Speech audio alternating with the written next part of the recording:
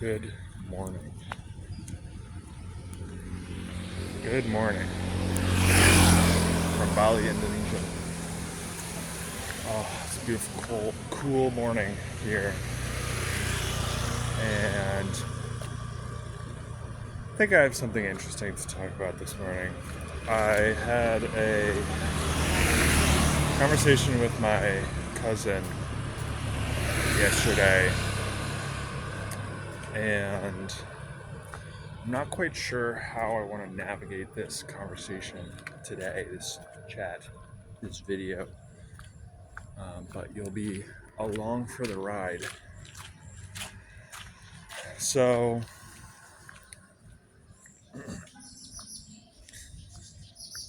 hmm, hmm, hmm, hmm. I'll start with this. I have a hypothesis. I have a hypothesis about content, YouTube videos. And my hypothesis is that there is a underserved, there is a growing desire for and authentic raw and authentic videos. I'm talking about videos where you just get talking head people rambling for however long. I watched wow, my speech this morning. Still waking up. I watched this video from Ali Abdaal. He posted this life update video, I think last week. It was like 45 minutes long. Basically, he just sat down and no edits, just talked for 45 minutes. And he had some structure to it, but I ended up, it was one of those videos where I was like, probably, I don't watch a lot of Ali Abdaal actively. So one of these, I'm probably just going to skip through this, but, I'd be interested to kind of pick up some pieces. And I skipped through half of it. And then I started to realize, this is actually kind of interesting. And it aligns with this hypothesis of mine that I think here's where I go into generalization land.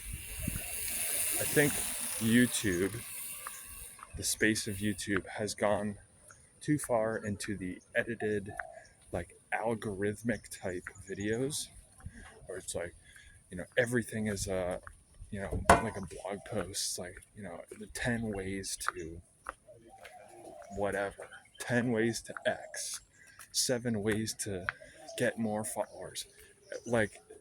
Everything is so algorithmic that I think there's a swing to the other side of the balance, which is just raw, no edits, people, humans being authentic, talking to other humans.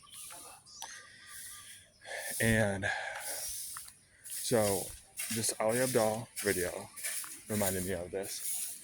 I've gotten a lot of this from First Man, 1M, I think he's now rebranded as.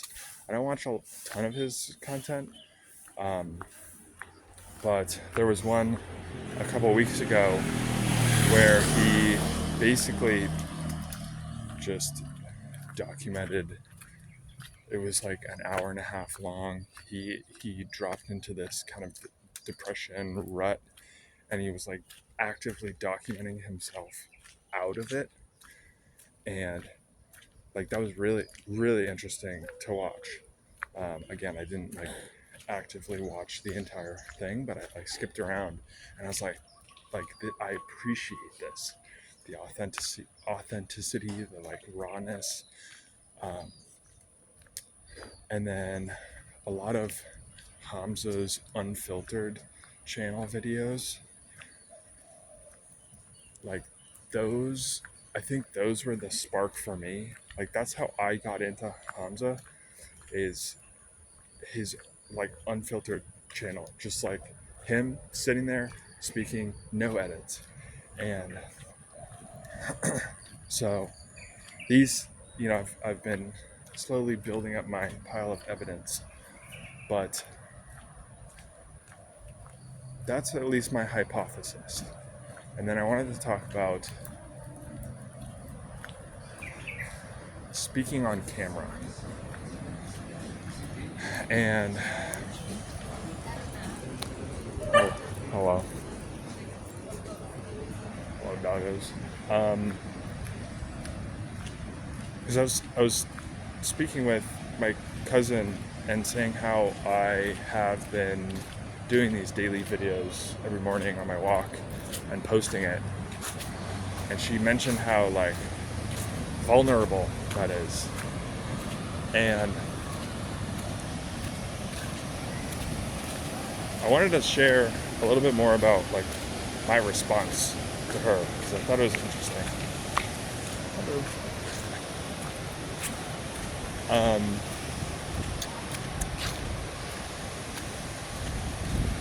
I think, also sorry for any wind noise that's getting picked up here.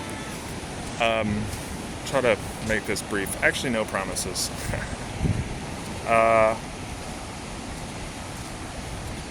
I think I break it down into two pieces, two steps. There's the learning the skill to speak on video, and then there's the publishing the video. And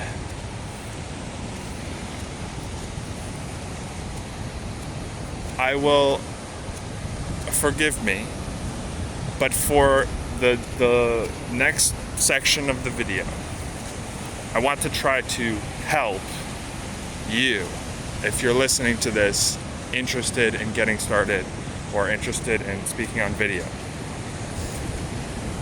And the reason I want to caveat this is because obviously I don't have a bajillion followers, and like I'm not an expert on this, but I think I want to share what I've learned to the Peter that is like 3 years ago.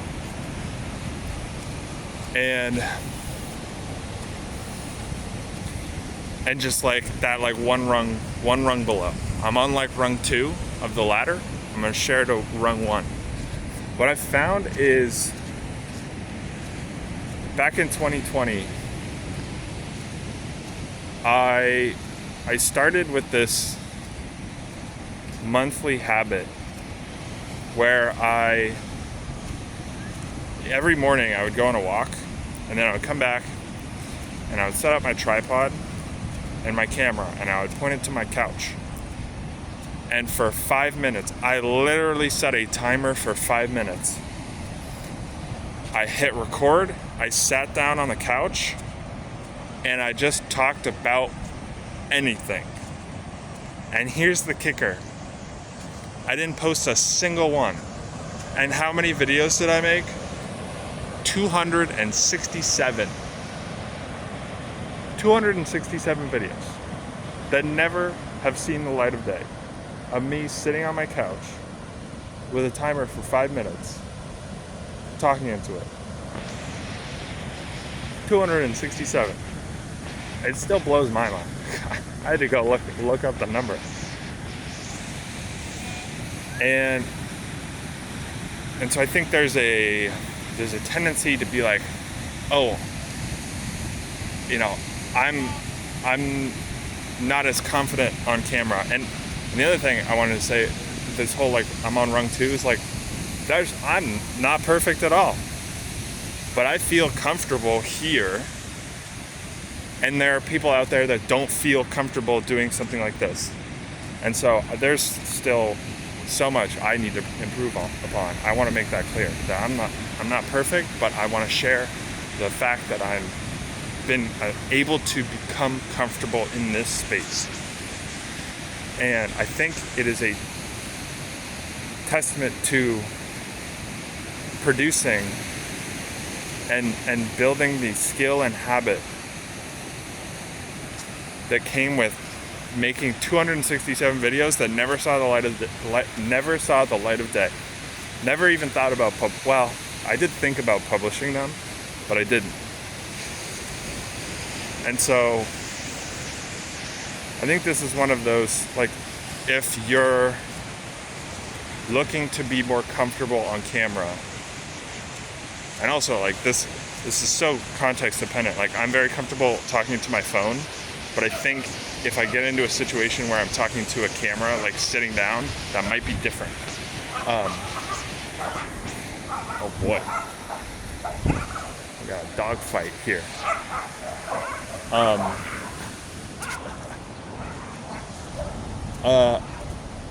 If you're looking to be more comfortable on camera, I think this is one of those I have learned from my experience. This is what this could be. The answer could be. There's so many. Oh my God. The answer could be the one that you don't want to hear, because everyone wants the shortcut of, like, what's the hack? What's the trick that I can do? What's the 7 ways? What's the 10 tips that I can implement that'll boost my confidence?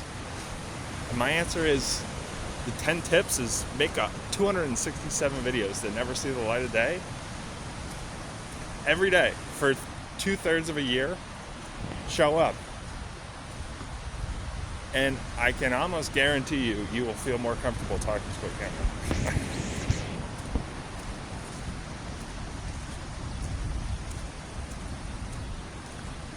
So try that. But nobody wants, like, the long way, the hard way. But the thing I think I want to end on this is that this directs the conversation a little bit differently. But we were talking about journaling and processing thoughts and emotions. And I was telling her how I hadn't really journaled in the past while. And I was kind of actively thinking out loud. I was like, like, what is the purpose of journaling, And I think the purpose of journaling is to process your thoughts, emotions, and feelings that are going on in your head. And so I was like, well, if there's another avenue, if there's another vehicle that you can use to achieve that same goal, then so be it. And so I think I have, to some extent, replaced journaling with these morning walks where I'm speaking out loud to my camera. And something I've learned over the last 3 years, that I've learned to process. I've learned that this space between us, between you and me, the camera, you sitting on the other side of this phone, is a space where I can process information and thoughts and feelings. And I find it's helpful to talk about things out loud, to put your thoughts, feelings, emotions into words and then put them out into the world, because then you can analyze them. Then you can be like, actually, that's not really true. Or, that kind of thing. And so over the last 3 years, I have made, like, I don't even know, like 1 million. Like, way more than another 206. Like, so there's the first 267 videos of me sitting on my couch. And then I've made, I don't even know, probably like 500 other videos of me just like this, talking into my phone. And it is the space of being able to process my thoughts. And I just happen to do it to a video as if I'm talking to someone. And I've posted none of those. And so I think I've learned how to be comfortable in this space. And so the last piece of this, remember I said, like, I think there's 2 steps to this, or I've broken it into 2 steps. That first step is like learning the skill of how to, in this case, it's the space of processing thoughts that just so happens to be on a camera, holding my phone like this in front of me, And then the second thing, and this is where, if you rewatch my first Daily V from this last season, I guess you could call it, I think it was like November 15th or something like that, just scroll back. I talked about how, like, I already make these videos, and so the last step is literally just hitting publish after making the video. And so again, I've learned the skill to do the thing, and then I just have to take the thing that I'm already doing and then just put it into the public space. And so that's how I've gotten to where I am today. And there's plenty more that I have to learn and get better at, and all of the above. But that at least documents up to now.